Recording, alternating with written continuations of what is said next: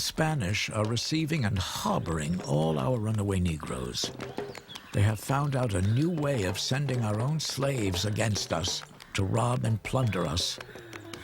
We are not only at a vast expense in guarding our southern frontiers, but the inhabitants are continually alarmed.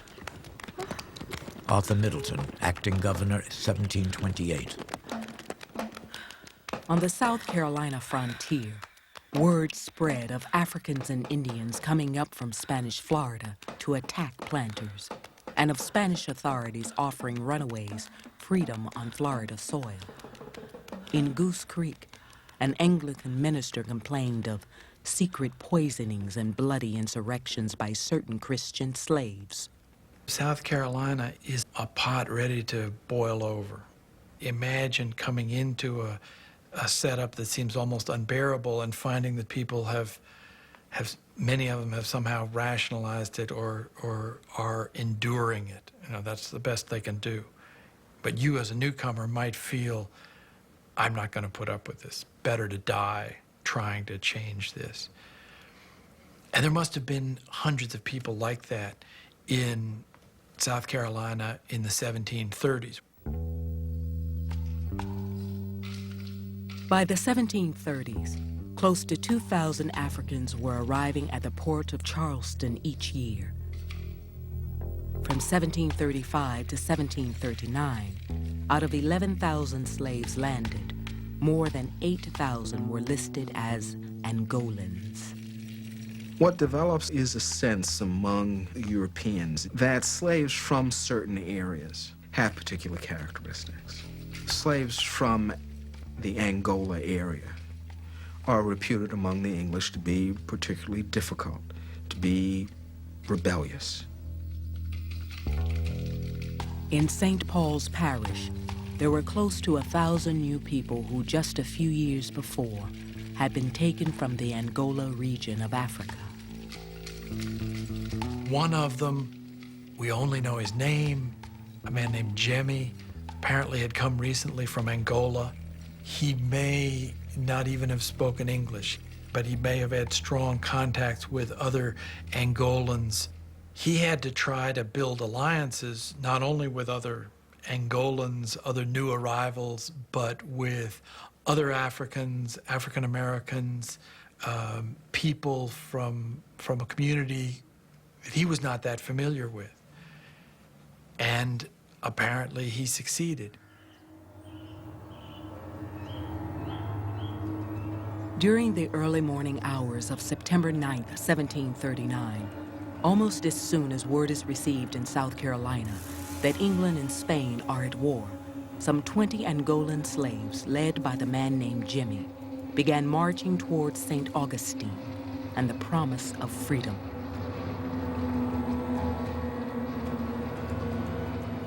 Just 30 miles from the Middleton's Oaks plantation at the Stono Bridge, they seized a general store where there were arms and powder.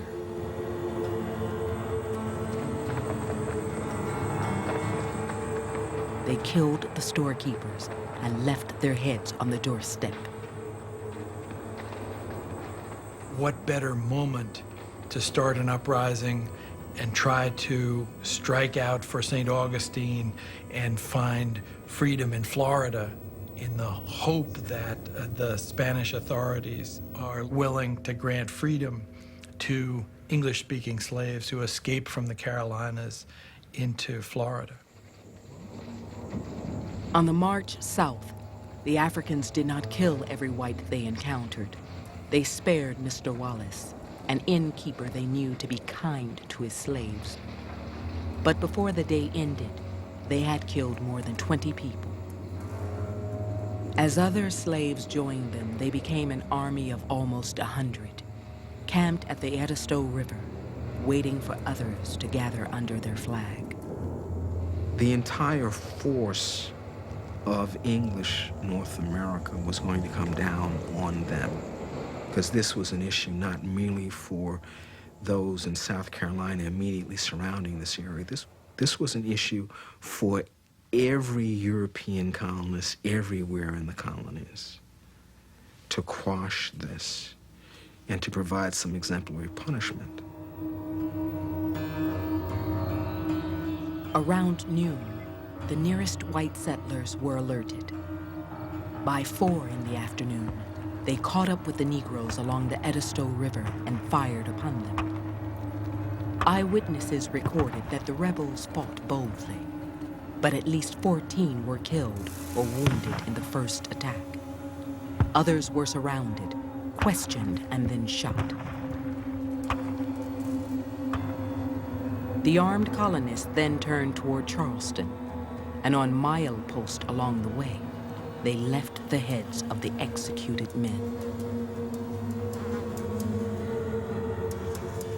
Just the way war transforms people, this terrible transformation into race slavery had changed people by the middle of the 18th century. So the violence you see at Stono is a violence that had become pervasive in the culture. By the middle of the 18th century, this had become a way of life in the English colonies. Stono was sort of the beginning of the concept that the black population had to be utterly controlled.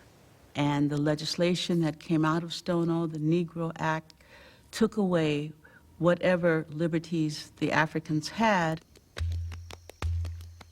Freedom of movement, freedom of assembly, to earn money, to learn to read, all were outlawed. South Carolina imposed duties on all slave importations and encouraged European immigration in order to change the ratio of whites to blacks. The Negro Act became the model for slave laws throughout the mainland of British America.